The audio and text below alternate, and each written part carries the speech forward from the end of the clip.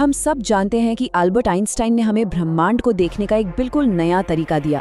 उन्होंने कहा कि हमारा ब्रह्मांड 4 डायमेंशन से बना है, 3 स्पेस के और 1 टाइम का, और इन सब को मिलाकर उन्होंने एक कमाल का कॉन्सेप्ट दिया, स्पेस टाइम। लेकिन सोचिए, क्या हो अगर ये कहानी पूरी ना हो। अच्छा, इसको थोड़ा और समझते हैं। देखिए, बात ये नहीं है कि आइंस्टाइन गलत थे, बिल्कुल नहीं। बात ये है कि अब करीब 100 साल बाद साइंस की जो नई खोजें हो रही हैं, वो इशारा कर रही हैं कि उनकी ये शानदार थ्योरी शायद इनकम्प्लीट है, यानी अधूरी है। तो फिर सवाल तो यही उठता है ना, कि फिजिक्स की सबसे कामयाब थ्योरी में आखिर ऐसी क्या कमी रह गई? वो कौन सी पहेलियां हैं जिन्हें स्पेस टाइम का ये बुना हुआ ताना बाना भी नहीं सुलझा पा रहा है? तो आज हम ठीक यही करने वाले हैं। हम 3 ऐसी बड़ी कॉस्मिक पहेलियों पर नजर डालेंगे जो सीधे सीधे आइंस्टाइन के स्पेस टाइम के आइडिया को चैलेंज करती हैं। ये एक तरह से वो दरारें हैं जो शायद हमें एक नई और ज्यादा गहरी सच्चाई की तरफ ले जा रही हैं। तो ये 3 चुनौतियां हैं। क्वांटम दुनिया का एक बहुत ही अजीब बिहेवियर जिसे एंटेंगलमेंट कहते हैं, खाली स्पेस का सच, क्या वो सच में खाली है, और ब्लैक होल्स के बिल्कुल सेंटर में होने वाला फिजिक्स के नियमों का महासंग्राम। चलिए एक एक करके इन सबको समझते हैं। तो पहली चुनौती है क्वांटम एंटेंगलमेंट। सोच कर देखिए, 2 पार्टिकल्स हैं जो एक दूसरे से ऐसे जुड़े हुए हैं जैसे उनके बीच कोई अदृश्य धागा हो। अब जब एक पार्टिकल की हालत में कोई बदलाव आता है तो दूसरा पार्टिकल, चाहे वो यूनिवर्स के दूसरे कोने में ही क्यों ना हो, तुरंत बिल्कुल उसी पल अपनी हालत बदल लेता है। और यही वो बात है जो दिमाग घुमा देती है। ये जो कनेक्शन है, ये रोशनी की स्पीड से भी तेज होता है। और आइंस्टाइन का सबसे बड़ा नियम यही कहता है कि कोई भी चीज रोशनी से तेज नहीं चल सकती। अगर जानकारी एक जगह से दूसरी जगह तुरंत पहुंच रही है तो इसका सीधा मतलब है कि उसे सफर करने में कोई टाइम ही नहीं लगा। और यहीं पर स्पेस टाइम का सिद्धांत कमजोर पड़ जाता है। ठीक है, अब दूसरी चुनौती पर आते हैं और वो है खाली जगह का मिथक। देखिए, जो पुरानी फिजिक्स थी और आइंस्टाइन की थ्योरी भी, उसके हिसाब से स्पेस एक परफेक्ट वैक्यूम है, मतलब एकदम खाली, जहाँ कोई एनर्जी या फ्रिक्शन नहीं है।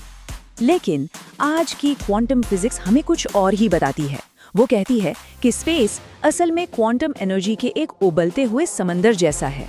कोई भी जगह असल में खाली है ही नहीं, और ये तो तय है कि जहाँ एनर्जी होगी वहाँ थोड़ा बहुत फ्रिक्शन तो होगा ही, चाहे वो कितना ही कम क्यों ना हो।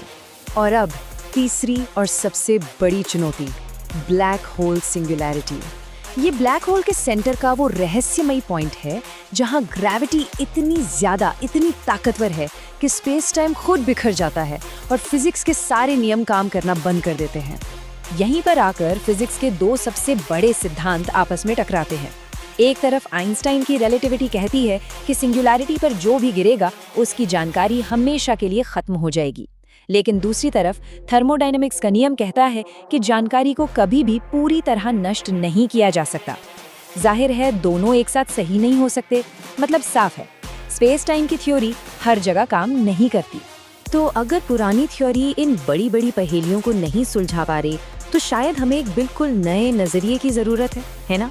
तो चलिए देखते हैं कि वो नया नजरिया आखिर हो क्या सकता है। तो अब आता है सबसे बड़ा सवाल। अगर एंटेंगलमेंट में टाइम का कोई मतलब ही नहीं है, अगर स्पेस असल में खाली ही नहीं है, और अगर ब्लैक होल में जाकर टाइम खुद खत्म हो जाता है, तो फिर इस ब्रह्मांड का असली चौथा आयाम है क्या?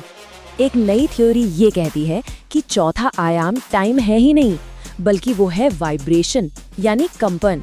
इस आइडिया के हिसाब से स्पेस के 3 आयाम तो वही रहते हैं, लेकिन टाइम की जगह ले लेता है वाइब्रेशन। लेकिन ये कैसे हो सकता है? भला वाइब्रेशन से टाइम कैसे बन सकता है? चलिए इस थ्योरी के पीछे जो लॉजिक है उसे स्टेप बाय स्टेप समझने की कोशिश करते हैं। इस विचार को 4 आसान स्टेप्स में समझा जा सकता है।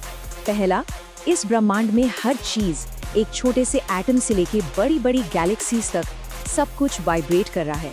दूसरा, हर वाइब्रेशन की एक फ्रीक्वेंसी होती है, एक रफ्तार होती है जिसे हम नाप सकते हैं। और तीसरा, फिजिक्स का एक बेसिक फॉर्मूला हमें बताता है कि फ्रीक्वेंसी और टाइम एक दूसरे से जुड़े हुए हैं। मतलब अगर हमें फ्रीक्वेंसी पता है तो हम टाइम को कैलकुलेट कर सकते हैं। तो इसका मतलब क्या हुआ? इसका मतलब ये हुआ कि टाइम कोई फंडामेंटल डायमेंशन नहीं है, ये तो सिर्फ एक नाप है, एक असर है जो इस ब्रह्मांड में हो रहे बेसिक कंपनों से पैदा होता है। असली फिजिकल रियलिटी तो वो वाइब्रेशंस है जो हर जगह, हर पल मौजूद है। पर इस आइडिया से एक और भी गहरा सवाल पैदा होता है। अगर पूरा का पूरा ब्रह्मांड लगातार वाइब्रेट कर रहा है, तो सवाल ये है कि ये वाइब्रेशन आखिर किस चीज के अंदर हो रहा है?